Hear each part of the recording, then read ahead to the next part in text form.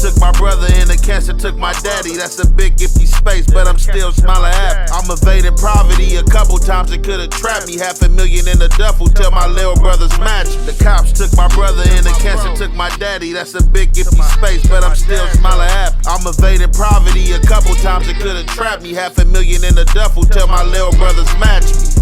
Niggas want a bucket crash, got no common sense. I've been smiling through the trauma, know this drama intense. I got tired of ducking crash, jumping mama fence. Could've been a superstar running back like Lynch. True religion, Farragamo, filthy in the trench. Money bags, popping tags, all at my expense. For a business, 2 Beamers balling through your rent. Ace got the fish bowl, Poppy got the tent. You got ink on your body, but you never spent. I was praying for my daddy, hope he heaven sent. Pay a lawyer for my brother, there's no evidence. How the fuck Donald Trump became the president? It be the law and elevation, sacrifice the geese. I know these niggas go against me cause I'm pressing peace. Sometimes I wanna catch a body temper on the lease. Y'all the ones that's really switching, acting like it's me. The cops took my brother and the cancer took my daddy. That's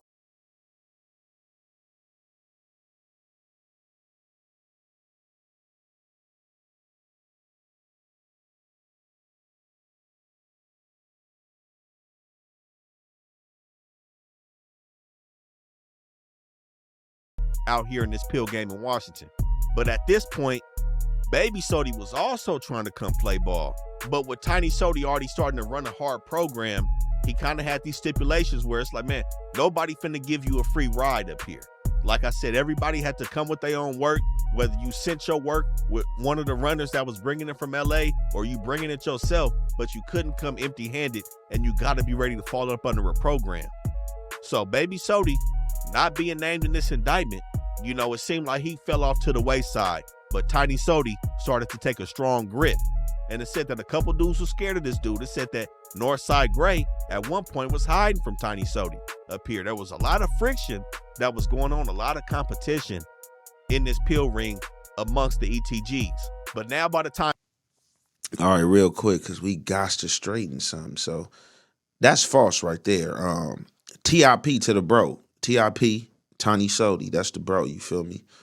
You know what I'm saying? I was around when Tiny Sody was young Sody, you feel me? You know what I'm saying? That's how far back I go with Tiny Sody. That's the bro, you feel me? He got me, you know what I'm saying, as far as in years and stuff like that, age. But yeah, you know, I go back to 78 in Western, you know what I'm saying? Me, G Metal, you know what I'm saying? Tiny Sody when he was young Sody, you know, D Blue, you know what I'm saying, and stuff like that, you feel me? So, you know, I've been knowing Tiny Sody for a long time, you know what I'm saying, before he was Tiny Sody. Now, that's false content. You know, they trying to say that Tiny Sody definitely was a hog, but that he came up there and was enforcing and had the homie Northside Gray on the run. Northside Gray and Tiny Sody never had a problem, never even got into it with each other. So whoever sold that or put that lie out there, that is a blatant lie. And I don't even remember that being in the paperwork because we never talked about that. And I had all my paperwork. But if that's what he showed, that is a blatant lie. Tiny Sody and Northside Gray never got into it, never had a problem. Tiny Football and Northside Gray got into it. And I was right there when they got into it. And we not going to even go all into that and speak on their situation. But, you know what I'm saying, Northside Gray wasn't running from Tiny Football out there. And furthermore, when they both was out there, they was on different sides of the town out there. You know what I'm saying? It would just happen one night that I was at a club and Tiny Football was dragging along with me to this club, and Northside Gray happened to be at this club. And I happened to walk up on Northside Gray, was chopping it up with him, and Tiny Football, you know what I'm saying, dragging behind me, happened to catch up and see who I was talking to, and they had their exchange, and that was that. So let's get back into this content. Tiny Sody starting to re-up with Lil Sidewinder and Schoolboy. Little homie like, what this hoe? Nigga, half $100 from that G gang, the one off Florence. You can ask about me. You ain't never caught a body for the G, then don't come around me. Who could? Never seen him for. I don't know about him. My squad went down for a whole summer, and I slid without him. You ain't ready to compete with 83rd. We be stabbing shit. She be like, what gang Crip from? All of them, bitch. It's that G flow. Now here we are in 2011. Like I said, a couple people have been knocked, and they've already been operating out here strong for a good 2 years. And a good amount of people from 83Gangsters have gone back and forth from LA to Spokane, Washington, and the people have taken notice. So you have the Spokane Regional Drug Task Force, Idaho State Patrol, Washington State Patrol, the county and the sheriff's office, LAPD, LAX police, and the DEA is all starting to pay attention to the 83Gangsters in 2011. So you have dudes like Sidewinder who are operating out there are now operating back full-time in LA and are recruiting people to take pills up to Schoolboy and other members of A-Tray, whether it's Airplane, the Greyhound, whatever, and everything's being noticed. And like I said, with Kevin Miles, his run-in with the law in 2010, which sent him back to LA, made them people aware of $157,000 that he had at the time of his bump-in with them. And when the whole new crew, Tiny Sody and them, went up to Washington a couple months after Tiny Sody, Schoolboy's homegirl Sharita Horn, and Michelle Anderson also got their names buzzing on the scene. Now, Schoolgirl is playing a pivotal role, especially when young Aunt Jefe gets into the picture. We gonna get to that. Now, Michelle Anderson did play a pivotal role in this situation. She is named in the indictment. She had a relationship with Tiny Sody at the time, but she was also working on the blade. She makes an early exit because she ended up getting killed when she went back down to LA by her pimp. But she'd probably be higher up in the indictment based on how close she was to some top members. But at this time, like I said, Spokane has communicated and have shared resources with LAPD. And we've seen dudes from LAPD be up in Washington watching the A-Trays. And we've seen the Spokane Task Force come down to LA and kick it at St. Andrews Park just to observe how the ETGs are operating. You know what I'm saying? Okay, so furthermore, you know what I'm saying, let me cover that part real quick. Looking back on it, you know what I'm saying, for some dudes, I know they regret it, you know what I'm saying, regardless how much bread they touched. I touched a whole lot of bread, but I regret it. Was it worth 10 years of my life? Hell to the no. Because looking back, it was a lot of treachery, bro. It was a lot of treachery. And like dude said, a lot of them dudes was recruited. You know what I'm saying? A lot of them dudes was recruited. I wasn't recruited, you know what I'm saying? I almost was recruited, but, you know what I'm saying, by way, you know what I'm saying, of one of my brothers, you know what I'm saying, I made my way, you know what I'm saying? And they don't know what time I made it up there, you feel me? Like, they can't say when I made it up there, you feel me? As you gonna furthermore hear him say, oh yeah, and Jefe was cracking in LA, so they don't know when I made my way up there because I definitely was cracking, you know what I'm saying, from LA, you know what I'm saying, by way of my brothers, you feel me? When they was doing their thing, you feel me, on everything, you know, they definitely, you know what I'm saying, shared the pop. But yeah, a lot of dudes was recruited, man, you feel me? A lot of dudes was recruited and then sacrificed, you know what I'm saying? Them same dudes that did recruit it, that same dude that did that recruiting, you feel me? You know what I'm saying? He sacrificed. You know what I'm saying? He sacrificed the homies. He sacrificed everybody. You feel me? He had something to say about 62 defendants, you know what I'm saying? Just to go home early, you know what I'm saying? Because he felt that we was young and felt that we could do that time, you know what I'm saying? Being that he already had did a stretch before, you know what I'm saying? And finally reached that $1 million mark and he didn't want to go sit behind, you know what I'm saying? Nobody prison for no life sentence, you know what I'm saying? Because he wasn't going to be able to enjoy that money. So definitely a lot of people definitely was recruited, you feel me, and sacrificed. Now let's furthermore get back into this content. My nigga Ant, young Ant. And y'all do know, we put our life on the line for this shit here, man. Sure. You know, anything can happen. It is what it is, but it's all love. Most definitely. Let's go check out St. Andrews. Let's go check out St. Andrews. It's lit. Hop out. And at this point, early in 2011, they started using what's called PIN registers. Now, a PIN register is a device that records phone numbers that are dialed from a specific phone line. So it's pretty much like a middleman caller ID without the recording function of a full wiretap. So they was pretty much just watching what phones was calling who and trying to get as much data that they could about those phone numbers before they issued the full wiretap. And at this time, they already seen a lot of the spots that the A-Trace operated in from LA all the way up to Washington. So they implemented pole cameras. Cameras, simple as that. They go up on poles and watch a fixed location for movement. They had 5 of those between Washington and LA. And at this point, this is when they started implementing things like trash pulls and what they call sneaking peeks. So a sneaking peek would be when somebody was hitting the airport, they would have suspected money in the bag. When they checked that luggage, the DEA or other federal officers or LAX police would be there to intercept the bag, look into the contents of the bag, document it, and then let it slide back to the target like it's never touched. So they started to play some cold games against these A-Tray members. Now, 2011 also struck to be a big year in terms of cash seizures as well. October 2011, they took 32 grand from 2 female runners that they had in LA, Erinica DeRosso and the female they called Jefe or Jebby Maiden. They got stopped with 32,000. Also in October 2011, they stopped Peanut, again, who was up there with Mel, Harry Johnwell, who also went by the name of Nut or Lil Sea Dog. They stopped him with 16 bands. And everything seemingly took a turn when they stopped Daniel Hunker, aka D-Boy, in December 2011 with 206,000. And D-Boy goes down for this. I mean, he's on a bye not too long after this. This is the first person that we gonna talk about who's a rat in this case, D-Boy. Now, D-Boy directly snitched on Aunt Jefe. The key thing is, with Daniel Hunker, everybody thought he was already bad. This is the crazy part, man. And this is what I was talking about with young Aunt Jefe being a young dude on this case. Tiny Sody and Schoolgirl was not dealing with Daniel Hunker because he had too many arrests and there was some questions about this dude. Mind you, he just went down with 200,000 and then he gets out and he's back functioning with everybody in the gang. Leadership takes a step back, but still allows him to deal with the younger dudes that are still coming from LA looking to get their feet wet. How? All right, so look. Womp, womp, womp, womp, womp, womp, womp.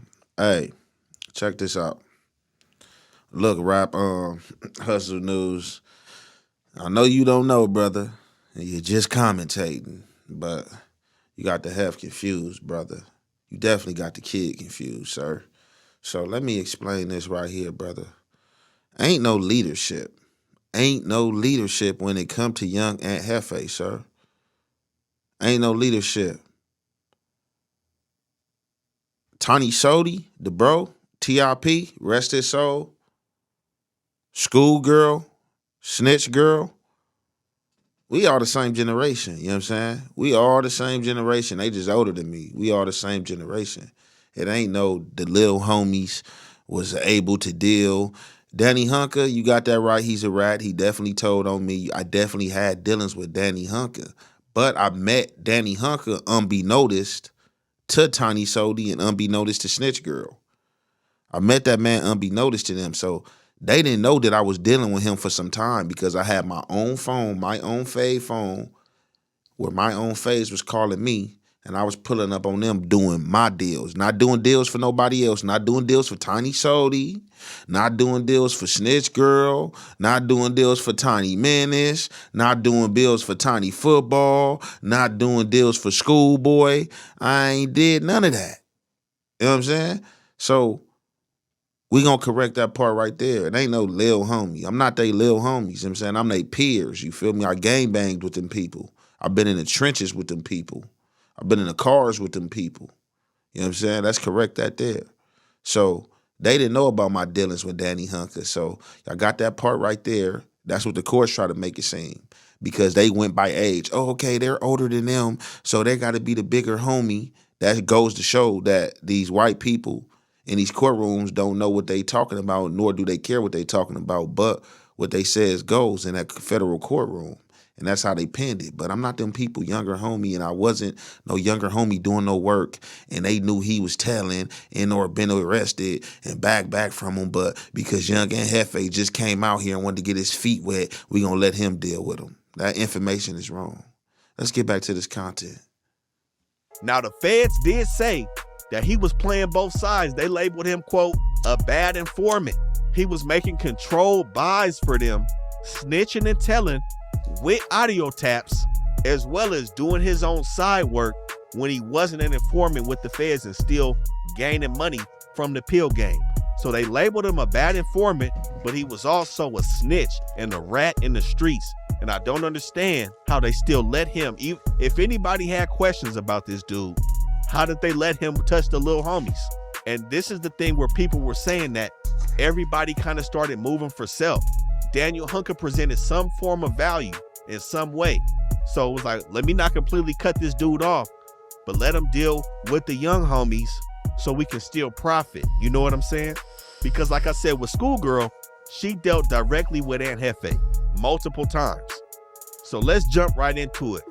Young Aunt Jefe hit Spokane, Washington. I'm a felon for the record, I still carry metal. I'm a felon, I be stepping, ain't no forgery. Put them niggas 6 feet when it was war with me. Had no mercy on the streets, bet the Lord agree. Shit we never speak on, niggas always preach. What's the topic? Get some money, can we buy beats? How you feeling in the farm when you in them seats? When you coming from the ghetto, struggled in them streets. I made a couple 100,000, I seen every leech. Now, Aunt Jefe jumped into the pill game already in LA, and it seemed like he was waiting to get cracking and take his talents up north. But before the wiretap phase, like I said, it was still pen registers. The confidential informant started to play around in 2011 and 2012. And that brings us to July 6th, 2012. Still in LA though. LAPD confidential informant hit up Aunt Jefe to purchase $5,000 of prescription pills at the Everything Gold store. Now, like I said, Schoolgirl was somebody that was instrumental with Aunt Jefe being a part of this movement. Schoolgirl is the direct homegirl to Schoolboy, Arvin Carmen, the lead defendant on the case. That Everything Gold store was on 88th and Normandy. That store stood for ETG. That was Schoolboy's store. He would operate between LA and Washington, running that store, conducting business, and really putting it down, making sure that he was trying to have some legit money in there on the side. But the ETG store is the meetup spot on July 6th with the confidential informant and Aunt Jefe. Now, the informant goes back and tells the LAPD that Maurice Shellman, Aunt Jefe, is working for Schoolboy, and he makes the deal. But shortly after this deal, Schoolboy calls the LAPD confidential informant and advises him that he's cutting Aunt Jefe out, and you only gonna be buying from me now. That sounds like some New Jack City shit. You know what I'm saying? Again. All right, so that's funny right there. All right, so basically, you know what I'm saying, you know, he's accurate as far as like the pen registers and stuff. He talking about that with LAPD starting to merge with these people, you know what I'm saying, starting to do surveillance, you know what I'm saying, with the feds, starting to point people out. Oh, this is this person, this is this person. Oh, yeah, he's him and stuff like that. But let's clear this up. So this is how the feds made it seem, but a lot of this was going on, but it wasn't too much of nobody working for nobody. A lot of mentality was for self as far as getting money. Now, was there teamwork? Of course there was teamwork. So, like when I first went out there, so I didn't have to be trapping out no motel. My comrades, you know, they had spots out there. So I was out of their spots. And I could have stayed there, but my comrades, they all had their own programs, you know what I'm saying? So 3 of my comrades, you know what I'm saying, was in one spot. And how they used to do it, one would be out there trapping, and once he trapped his work, he'd leave, the other come trap his work, he'd leave, and the other trap his work. I didn't want to be in that type of rotation. So I didn't want to mess up what they had going. It worked for them. They was cool with it. I wasn't cool with that. So what I did was, I did that for about all of 30 days. And when it was time for me to go back to LA, I never went back to LA. I got my own station and started doing my own thing. But that's all it was. It was teamwork. You know what I'm saying? It was teamwork. Like it's so if you came out there and you was new out there, you know what I'm saying? So you didn't spend all your bread or spend, you know what I'm saying, go too further into your re-up money, you know, people was just providing, you know what I'm saying, spots for people to lay. And, you know, if they needed you, you feel me, to slam dunk something, you know, or do them a favor, you know, each one teach one, you know, one washes one other hand. So it was just situations like that. It wasn't really too much, no, oh, you work for this person type situation. And some people was worker. workers. But, young and Jefe ain't do no worker, man. I ain't got a worker's mentality, bro, and the A-Trades know that. You know what I'm saying? So let's furthermore get into this content. Oh, hold on. He said you only gonna buy from him? So, excuse me. So, let me address this other CI situation too, because y'all got it twisted. You know what I'm saying? So, try to play it like, schoolboy, try to undermine me or undercut me on some New Jack City type situation. So, at this time, like I said, they don't know when I made it out there. Ain't no need to speak when I went out there. But I was in LA. Shout out to Everything Goes, the store that I named that was on 88th and Normandy. We in the store one day, confidential informant pull up, holler at me, knowing that I had the pills. I was known to have pills in LA. I had the oxys on deck. You feel me? I had the narcos on deck. You feel me? I had the bars on deck, you feel me, them Zans, all that, you feel me? So, I was doing my thing for sure, you know what I'm saying? I ain't no stranger to the money, you feel me, out of town, you know what I'm saying? It just made me a bigger bag. So, I'm juggling, doing my thing. The CI pull up on me, want to buy some pills. The order he wanted, I couldn't fulfill that order, but I knew who could fulfill that order, and that was Schoolie. So I hooked him and Schoolie up.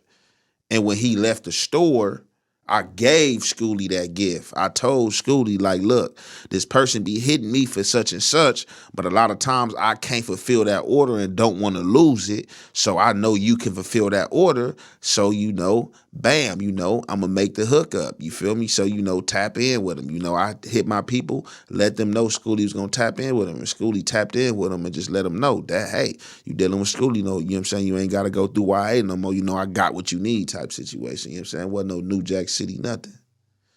You know what I'm saying? Let's get back into the content. Or you gonna buy from Lil Sidewinder. He was still rocking with Lil Sidewinder based on the loyalty that Sidewinder has showed when everything has split up 2 years prior in Washington. Now, like I said, this July 2012, 1 month later, August 7th, the Title III is initiated. What is the Title III? The wiretap. So they have enough evidence, they submitted the warrant, and they ended up putting taps on 7 phones that they called target telephones. TT1, TT2, all the way through to TT7. Now, like we spoke on, they labeled Ant Jefe a mid-level distributor. There was a lot of people ahead of him. He's defended 35 out of 62 on this indictment.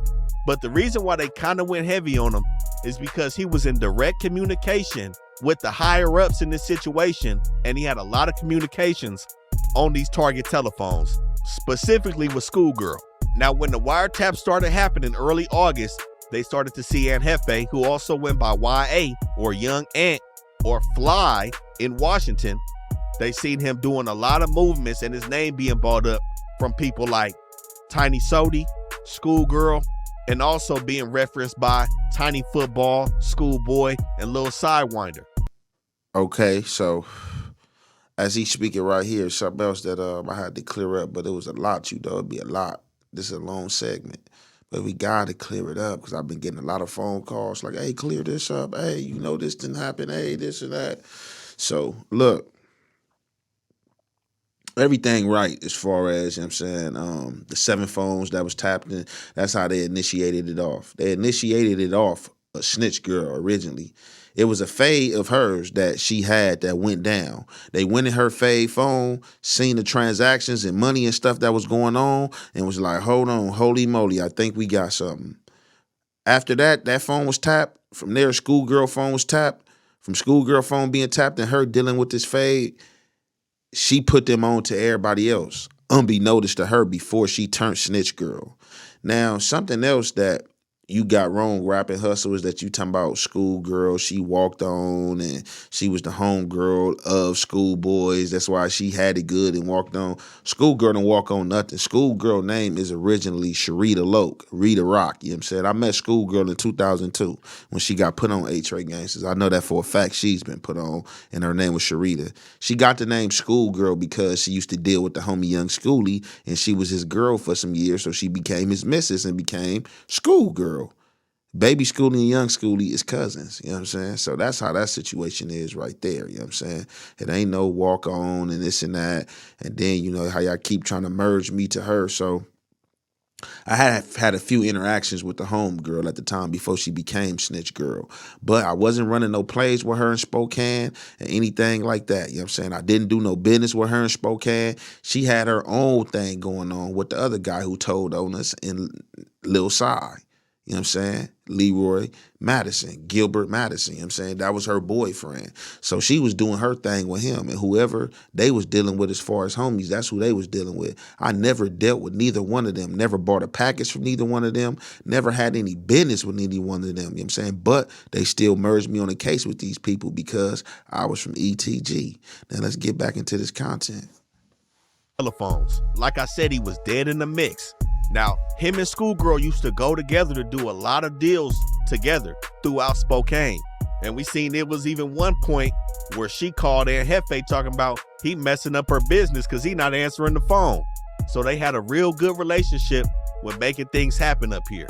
But that July sale with the confidential informant with the LAPD would not be the last time Aunt Jefe was on the back end of a controlled buy with a confidential source, which takes us to Samantha Madsen, also known as CS9, Confidential Source 9, who was a prostitute at the time that signed a contract with the feds to start working as a confidential informant in order to work off some of the bunk charges that she had piled up over the years. Just some bullshit. Really no reason. They had none on her. She just didn't want to sit in the county for a couple days, signed up to be a confidential informant. Not only was she working off charges, but they also paid her. She was monetarily compensated for her cooperation in this. She was a drug user and a prostitute, and this wasn't the first time that she participated as a federal informant for the police. So we still in 2012. Okay, so how they trying to make it seem like I was just, tag teaming with Schoolgirl and or Snitch Girl, that's a lie. And I'm going to keep it real with y'all, you know what I'm saying? Because I don't have nothing to lie about. I already did that time and she already told. I've been on one buy with that woman and it had nothing to do with me. Being that she was the home girl and we have a relationship, she hit me one day. Hey, bro, what you doing? Oh, I'm chilling. You know what I'm saying? What's happening? You know what I'm saying? Can I come through? You know what I'm saying? Pull up on you? Pull up. She pull up on me. I hop in the car with her. We spin a few corners. You know what I'm saying? We end up in the parking lot. We end up blowing. You know what I'm saying? Amongst us blowing, she get a phone call from one of her fades. Her fades want to pull up and get served some pills. She tell her fade where she at and ask me, bro, it's cool. I said, go ahead, do your thing. Her fade comes to the car. She served her fade.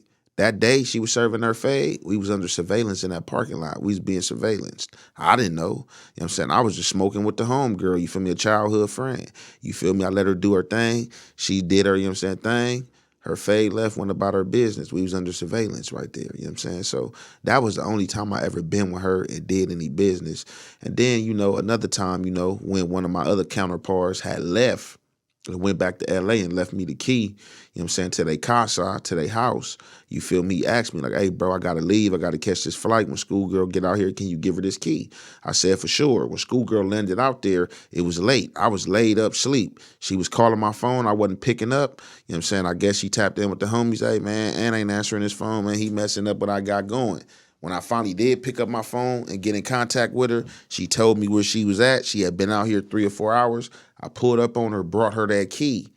Her phone was being tapped while we was having this conversation. But I wasn't talking about nothing illegal. I was just talking about her room key. And I was bringing her room key. And she was telling me that, man, bro, look, man, you got me out of my face, hit me, bro. I got 10,000 pills, bro. I need to hit the streets and do my thing. They charged me for them 10,000 pills.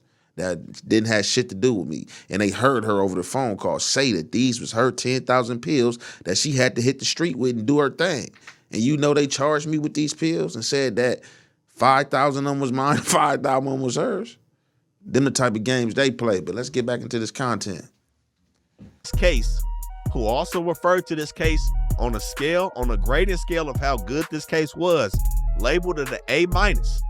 These dudes was doing their thing and man, they hit some high barriers in terms of this operation.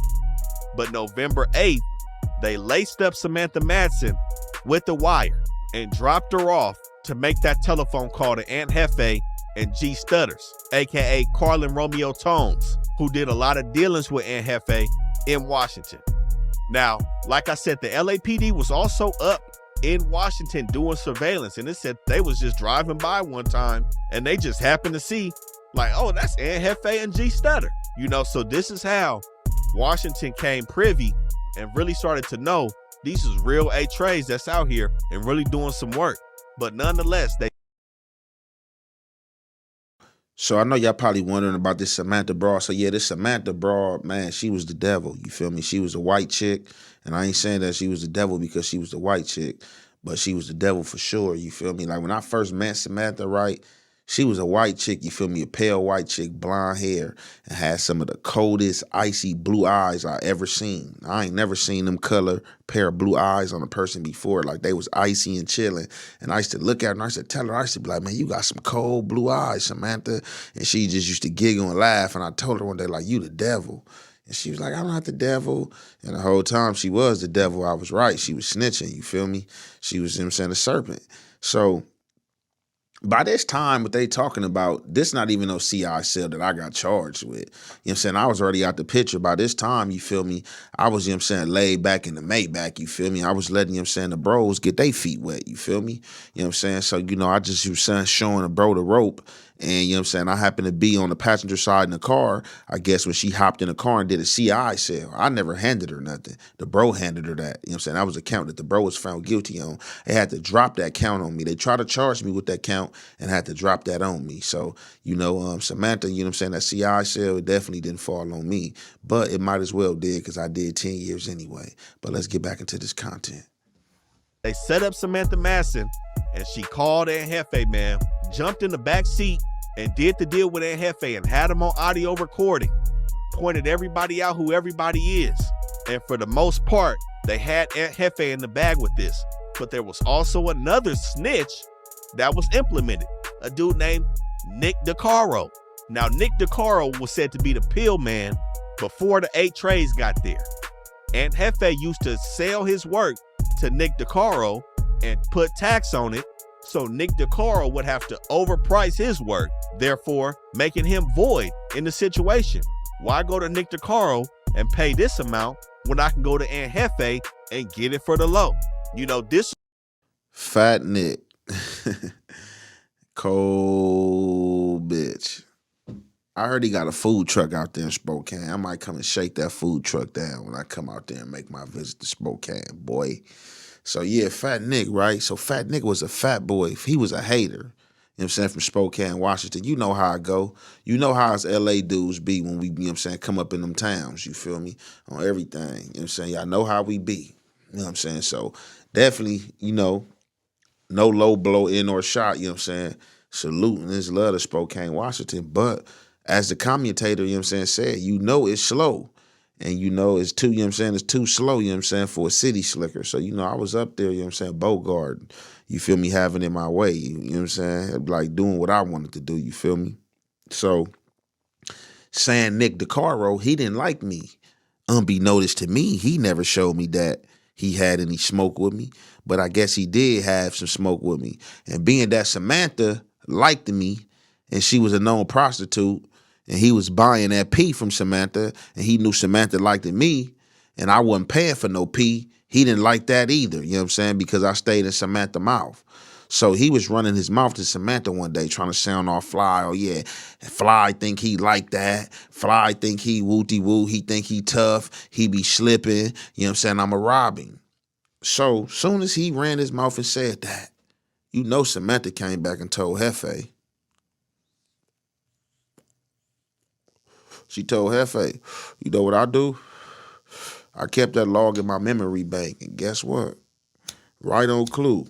About like a week later one night, I'm in the house, man, all by myself in my PJs watching Netflix and chill. And guess who called me? Fat boy Nick. He called my phone like, hey, Fly, what's up? I need some bills. I'm over here at the Walmart. Pull up. So first of all, right, although I met this guy at this Walmart and stuff like that, who is you to be calling my phone just telling me where you at, where I need to pull up at? I'm the one that's directing traffic. I'm the pilot. So that was already a strike on top of what I already had in mind for him anyway. So on top of that, I hang up with him. Another fade hit me right on clue. White boy from 74 Hoover, forget his name, out of Seattle. They had Hefe. But I was going by Fly out there. So Fly, hey, I'm over here at the Walmart. Pull up. Same message. So now I'm like, whoa, I'm putting two and two together. I'm thinking these boys trying to come for the takedown tonight. So you know what I do? And like all my gangsterness, bro, you know what I'm saying? That's when I used to be on bullshit. I ain't call nobody. The real niggas that know me know how I get down. I don't call nobody and none of that. Nigga, I'm a one-man army. Look, I ain't call nobody none of that. I ain't hit none of my niggas that I knew out there, none of that. You know what I did? I had an arsenal in that house. You know what I did? I grabbed two of my favorite weapons and I put them on me. And I went downstairs with my bag of pills and I went to that car and I hopped in that car. And the Walmart that they said they was at, I popped up at that Walmart and I parked in the parking lot to my liking, where I could do my thing and get on like a smooth criminal. Both them guys parted from their cars, different cars. Both walked to my car around the same time, came to my car. You know what I'm saying? I put the safety lock on it. Bop. They opened the door, both hopped in the car, closed the door. When they closed the door, as soon as they closed the door and locked the door, you know what I did? I drew down on both of them. What's happening? The one dude from Hoover, he hurried up in the back. So he tried to open the door. It was on safety lock. He was trying to get up out of there. But I'm really on saying Nick DeCaro, fat boy. So I drew down on him, and this is what I told him. Hey, bro, what you got? Give me what you got. Pull everything out. Everything. And don't play with me. Pull everything.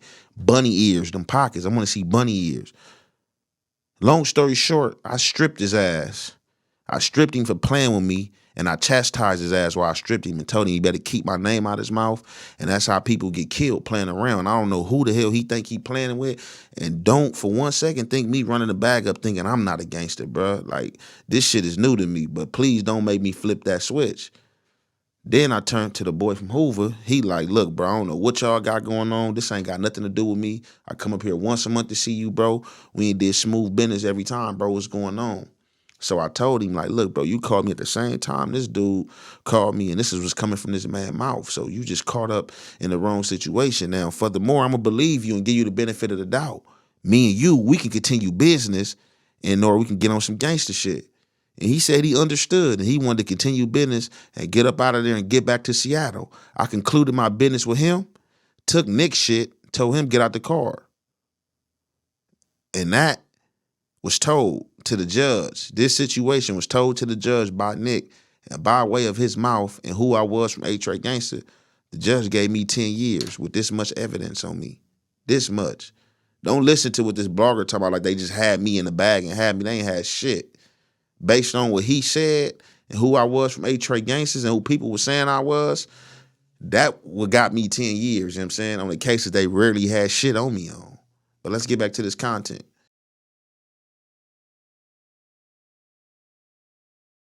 Gate, I ain't social media built, and I vouch for my motherfucking self. True street nigga, good in every hood. A little book, smart, extensive vocabulary capacity, and a lot of common sense. 5% fuck nigga, 95% solid nigga. Therefore, if you claiming you 100, you's a goddamn lie. Why? Cause I'm the realest nigga I know.